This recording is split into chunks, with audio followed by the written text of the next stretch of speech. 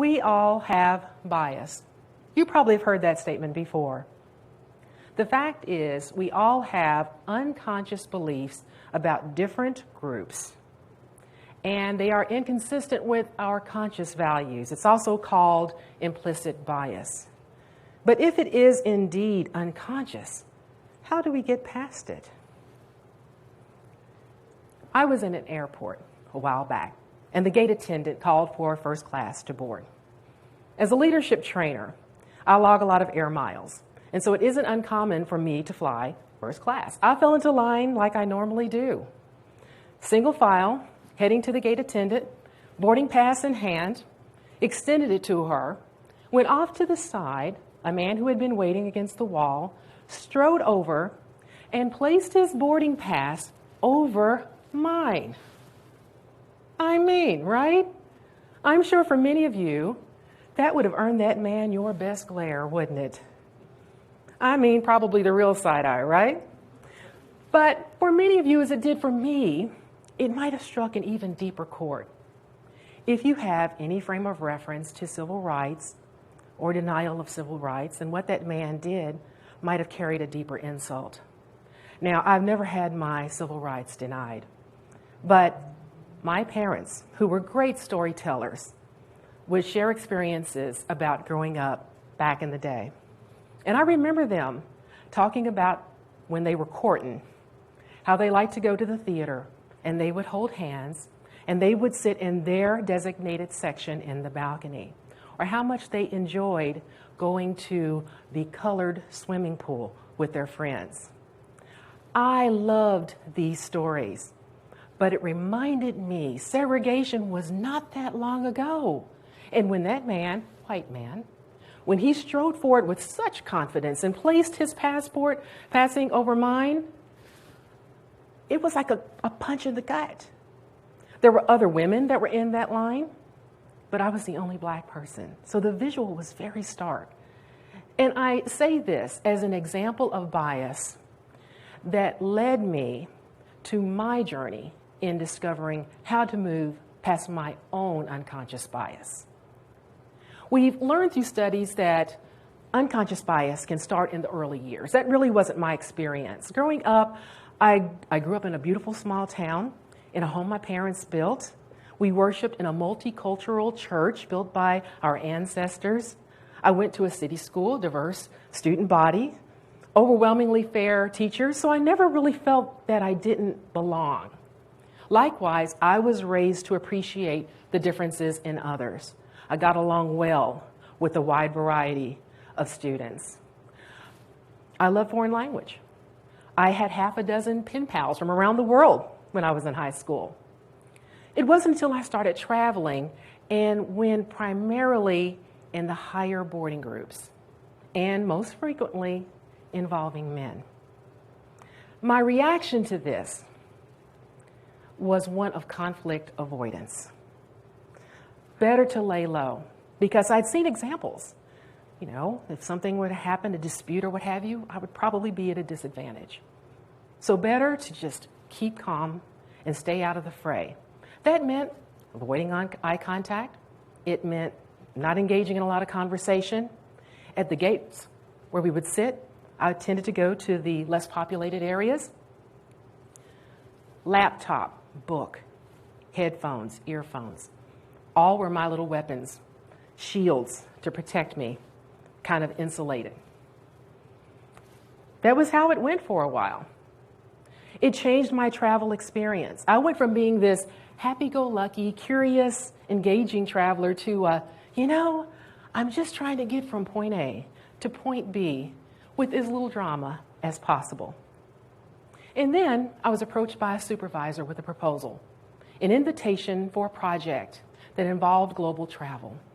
Now, you would think that based upon what I've just shared with you about some of my travel experiences that I would have hesitated before I responded. I didn't. I immediately said yes.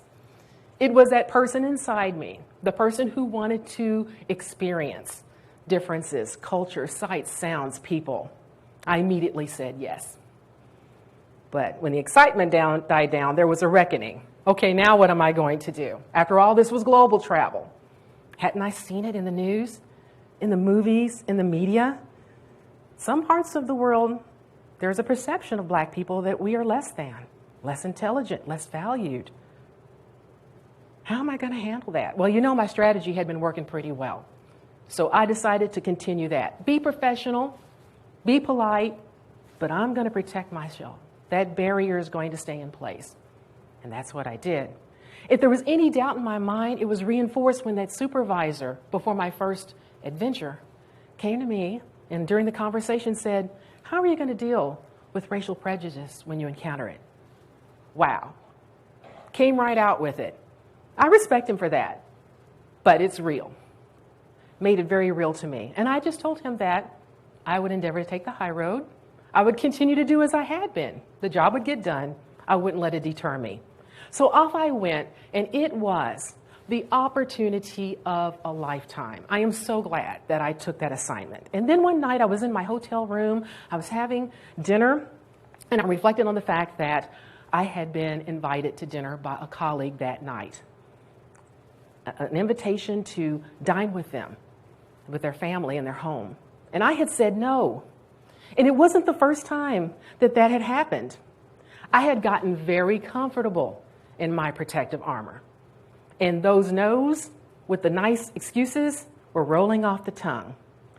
But this was different. It was the second such invitation that I had had in 1 week.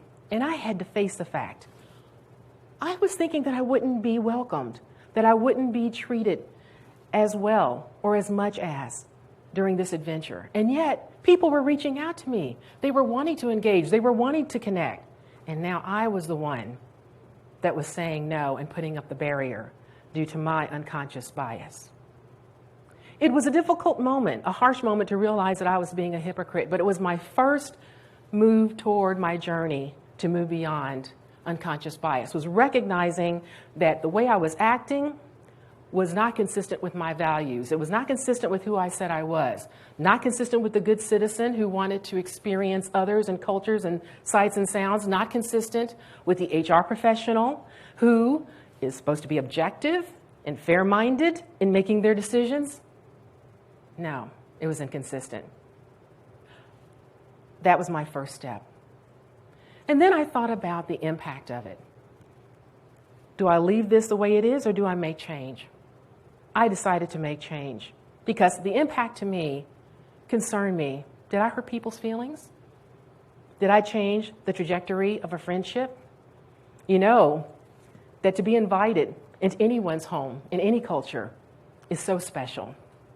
I know that I missed out on some rich experiences, and I didn't like that feeling of regret for missed opportunities. So I endeavored to make a change. As a leadership trainer, one of the messages that I deliver to my clients is, when it comes to managing emotions, we must accept emotions, including those negative ones, give them their due, manage them, and then make positive change. For me, that emotion was regret. I'm a literal person, so I gave myself a weekend to deal with this, and then decide what changes I was going to make. For me, the weekend was all that I needed. And after the end of that weekend, I made a decision to make changes and to forgive myself. I decided to leave the self-guilt behind. I decided to leave the self-judgment behind and start going about making new changes. What did those changes look like? Well, first of all, I started accepting those invitations. I accepted the invites, and I started extending invites to my city, to my town, from people from other parts of the world. What a more meaningful relationship that resulted in many instances. You know, people are complicated. We take the good with the bad, but it was something that I never doubted that I regretted having done. Another change that I made was I reflected on my travel experience. I started avoiding eye contact before. I stopped doing that. I started making eye contact. That's who I am. I started being engaging again. Still have my headphones and still have my materials, my laptop and book, but I don't use them as shields anymore. I take moments, I take breaks to stop and absorb what's going on around me and enjoying people. It's amazing how often sometimes when that happens, people want to talk, people want to get to know you. It's very important. Of course, there are still the negative situations. They do occur from time to time.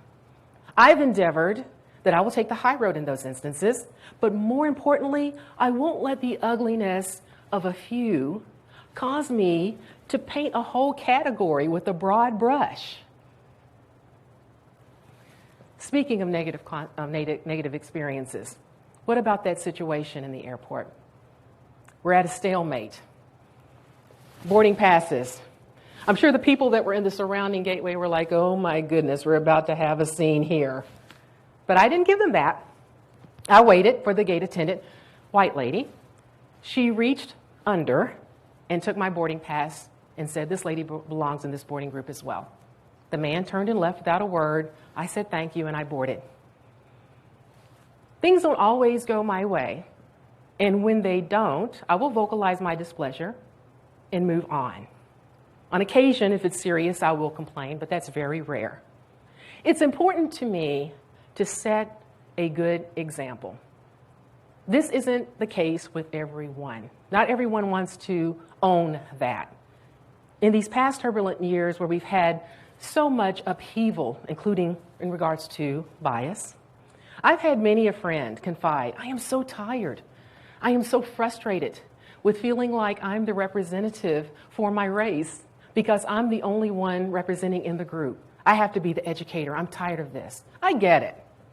And you know what? If we were to change that and say black race, white race, Asian race, or any category, I'm sure that you and many others would feel the same way. We do get tired of being the educators. But whether we realize it or not, we're always educating people by our behaviors and by our actions. Many times throughout the day, you are either showing someone something different than their unconscious bias realize, which is a wonderful teachable moment, or you are reinforcing their unconscious bias. And at the end of the day, don't we all just want to be understood? Don't we all just want to be accepted for who we are? So I find that setting the good example is a key to moving beyond bias for me, for you, and for others.